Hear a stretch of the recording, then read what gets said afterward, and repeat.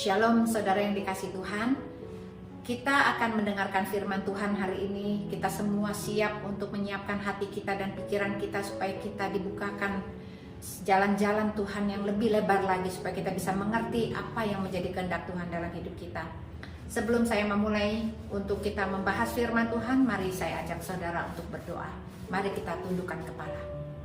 Bapa dalam surga, terima kasih untuk waktu yang Tuhan berikan kepada kami semua hari ini. Kami percaya hari ini adalah hari yang terindah dan terbaik, supaya kami diubahkan, supaya kami dididik oleh firman Tuhan yang selalu menjadi pelita bagi kaki kami, terang bagi jalan kami.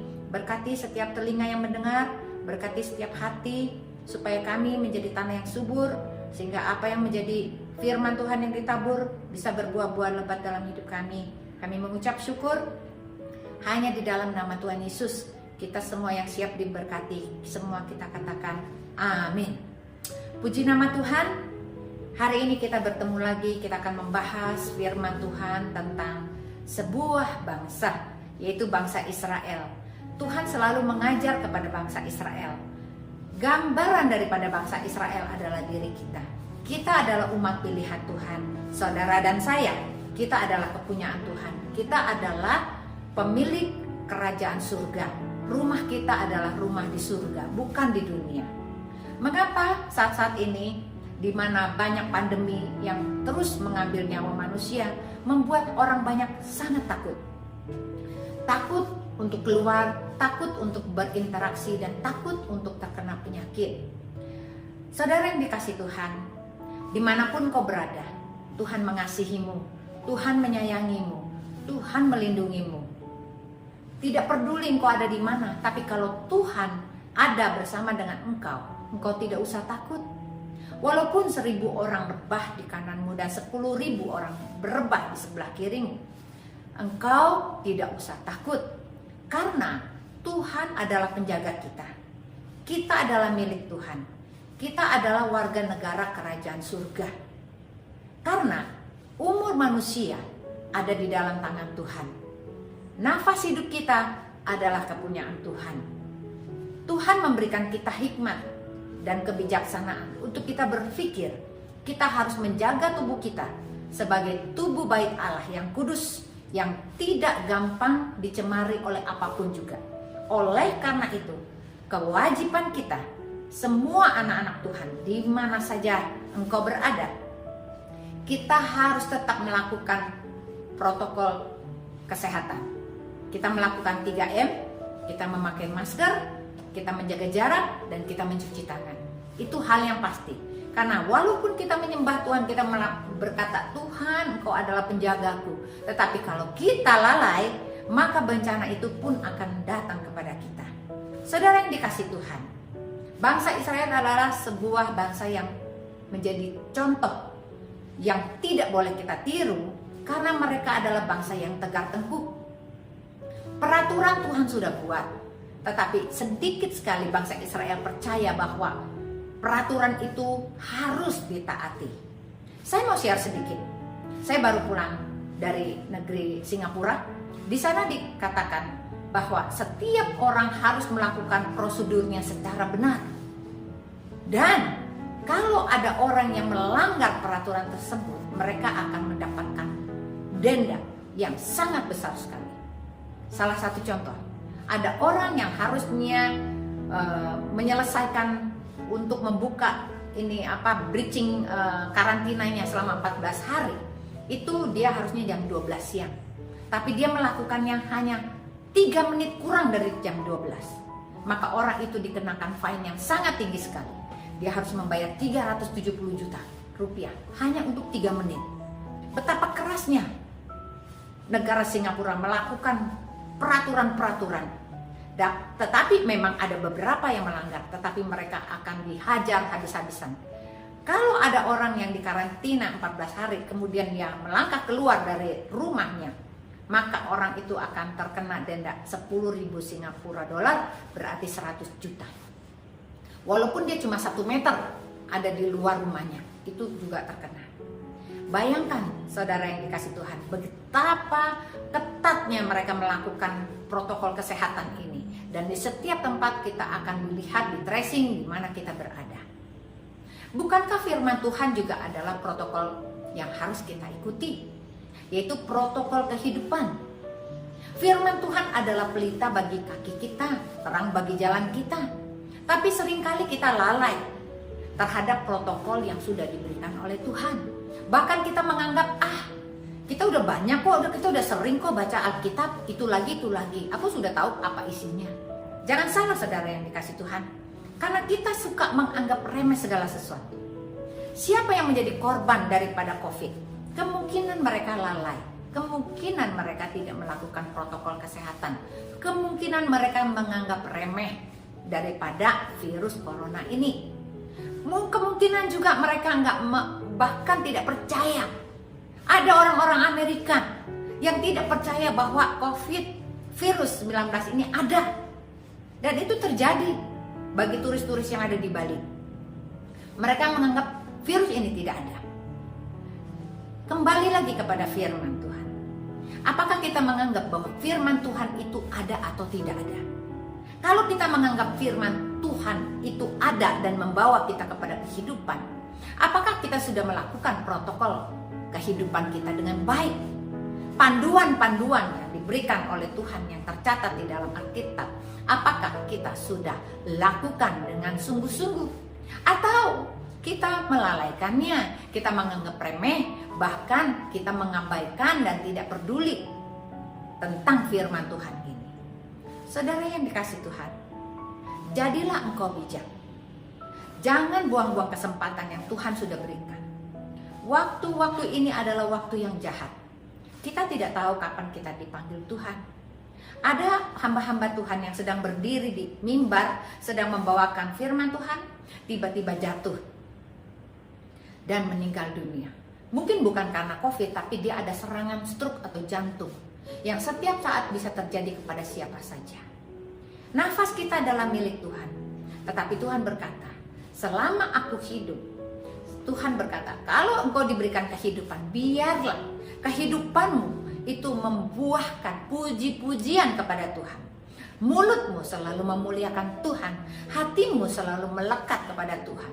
Dan biarlah jiwamu selalu bersorak-sorak kepada Tuhan yang sungguh baik, sangat baik, yang tetap setia pada saat engkau tidak setia. Saudara yang dikasih Tuhan, mari kita buka firman Tuhan dari Yeremia 17 ayat yang kelima yang berkata demikian.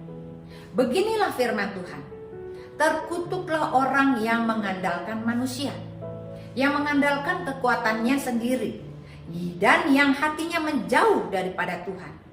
Ia akan seperti semak bulus di padang belantara. Ia tidak akan mengalami datangnya keadaan baik. Ia akan tinggal di tanah angus di padang gurun, di negeri padang asin yang tidak berpenduduk.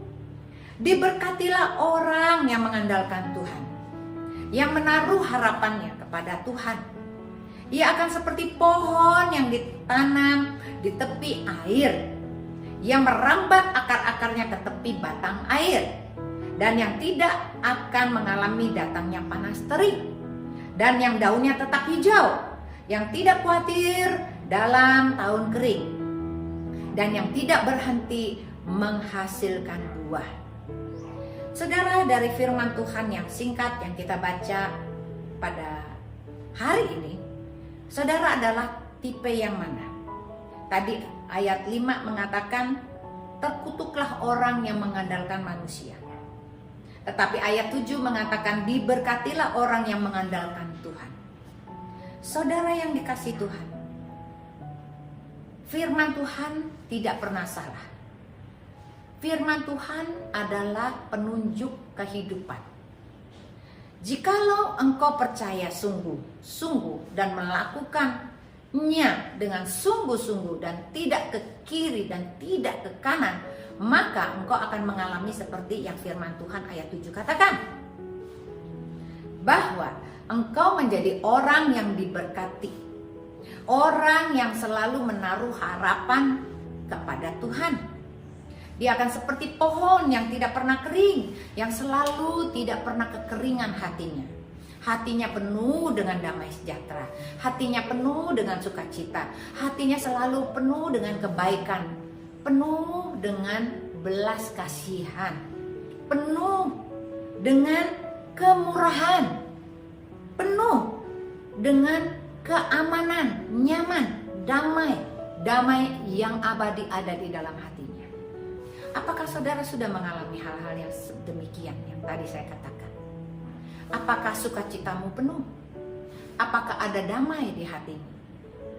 Atau saat ini justru engkau kebalikannya? Engkau merasa khawatir. Keluargamu yang di luar, yang di rumah mungkin takut terkena COVID. Atau engkau sudah mendengar berita-berita ada teman-temanmu yang ada di situ sudah terkena COVID. Atau engkau selalu merasa was-was, tidak bisa tidur. Bahkan engkau takut untuk melakukan ono dan ini, karena engkau takut segala sesuatu itu yang jelek itu akan terjadi di dalam hidupmu. Kita harus cek and recheck hidup kita. Apakah kita mempunyai kecemasan yang berlebihan? Tuhan mengatakan dalam firman Tuhan dari kitab Yeremia ayat 5, terkutuklah orang yang mengandalkan manusia dan yang mengandalkan kekuatan dirinya sendiri. Kepada siapa kita bergantung? Kita bergantung kepada orang lain, bahwa orang lain itu bisa melindungi kita. Kita bergantung kepada segala sesuatu, alat-alat kesehatan, semua kita sudah pakai. Ada sebuah cerita, sebuah keluarga, suami dan istri mengatakan begini, Pak dokter, saya mau tahu, saya dan keluarga saya itu ngikutin prokes dengan ketat.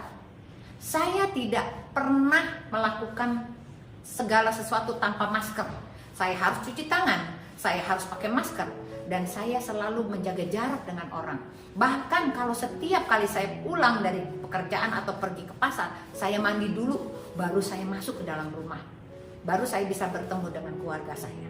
Tapi kenapa kami berdua tetap kena COVID? Saudara yang dikasih Tuhan, kadang-kadang kita sudah melakukan semuanya dengan baik. Ada celah yang kita tidak tahu. Ternyata suami istri ini, dia ada membawa kuman virus itu di kepala mereka, di rambutnya. Karena dia kan pulang gak cuci rambut. Jadi itu nempel di bantal. Dan setelah itu menginfeksi hidungnya, masuk melalui hidung, masuk melalui mata, masuk melalui mulut. Itu hal yang terjadi. Oleh karena itu, kita tidak boleh mengandalkan manusia. Kita juga tidak boleh mengandalkan kekuatan kita. Kita mengandalkan Tuhan. Tetapi kita wajib untuk melakukan segala sesuatunya berdasarkan semua yang Tuhan inginkan dalam hidup kita. Ada beberapa hal kunci kehidupan yang saya ingin bagikan buat saudara.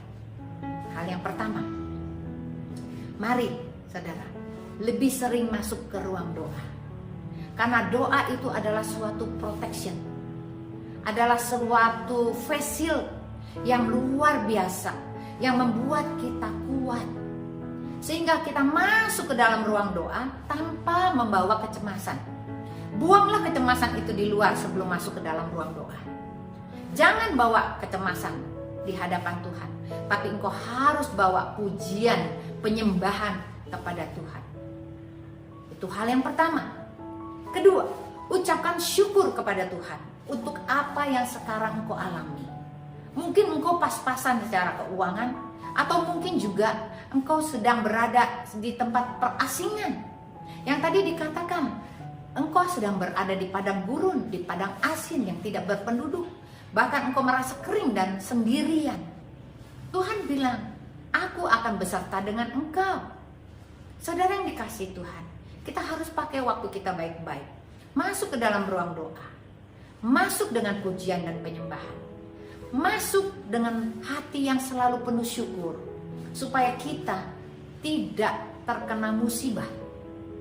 Orang yang selalu mengucap syukur dalam segala hal, walaupun dalam keadaan sangat kesepian atau sendiri dan juga dalam kecemasan, Tuhan akan memperhitungkannya menjadi reward bagimu.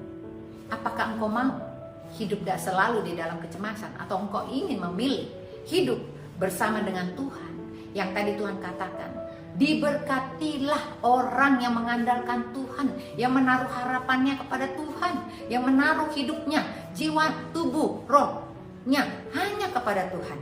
Maka ia akan seperti pohon yang ditanam di tepi aliran air, yang akar-akarnya merambat ke dalam batang air. Jadilah orang yang selalu dipuaskan oleh firman Tuhan. Tidak ada jalan lain. Jangan jadi bangsa Israel yang tegar tengkuk, tidak mau turut kepada firman Tuhan. Kalau engkau dengar firman Tuhan hari ini, engkau jalani, maka engkau akan menghasilkan buah-buah rohanimu. Engkau akan menjadi berkat bagi teman-teman yang ada di sekitarmu. Engkau juga akan jadi berkat bagi keluargamu, karena dia lihat engkau tidak cemas, tidak ketakutan, tapi engkau menjadi pendoa syafaat buat mereka. Bahkan engkau menjadi inspirasi bagi orang-orang di sekitar teman-temanmu. Dan jikalau mereka berkata negatif, engkau adalah satu-satunya orang yang berkata positif. Hanya dengan demikian, kita selalu memenuhi hati kita dengan aliran-aliran air. Aliran air bersih. Berarti air bersih dari sungai yang bersih itu akan membuat engkau tenang, membuat engkau semakin kuat, dan semakin engkau tidak akan pernah kehausan, dan selalu aman dalam perlindungan Tuhan. Saudara yang dikasih Tuhan, biarlah firman Tuhan ini kita tangkap dan itu menjadi rema di dalam hati kita. Walaupun ayat ini terdiri cuma hanya 2 yang ditekankan, yaitu terkutuklah orang yang mengandalkan manusia dan mengandalkan kekuatan dirinya sendiri. Dan satu firman lagi yang berkata, diberkatilah orang yang mengandalkan Tuhan, yang sumber kekuatannya dari Tuhan, yang penuh menaruh pengharapannya hanya kepada Tuhan. Itu akan menjadi 2 hal yang berbeda. Camkan ini, awali tahun 2021 bersama dengan Tuhan. Kita mengakhiri tahun 2021 bersama dengan Tuhan. Kiranya Tuhan Yesus selalu memberkatimu di mana saja engkau berada. Saya tutup dengan doa. Mari kita tundukkan kepala. Bapa dalam surga, terima kasih untuk firman Tuhan yang kami dengar pada hari ini. Kiranya membawa kebaikan, membawa kehidupan kepada kami, supaya kami mengerti bahwa jikalau kami sungguh-sungguh mengandalkan Engkau, kami akan hidup, bahkan kami hidup dalam diberkati Tuhan. Kami hidup tidak kekurangan, kami akan hidup selalu aman, kami akan hidup selalu damai di hati kita. Bapa, terima kasih untuk firman Tuhan. Jangan biarkan kami menjadi orang yang terkutuk. Jauhkan itu dari hidup kami, supaya kami mau belajar firman Tuhan.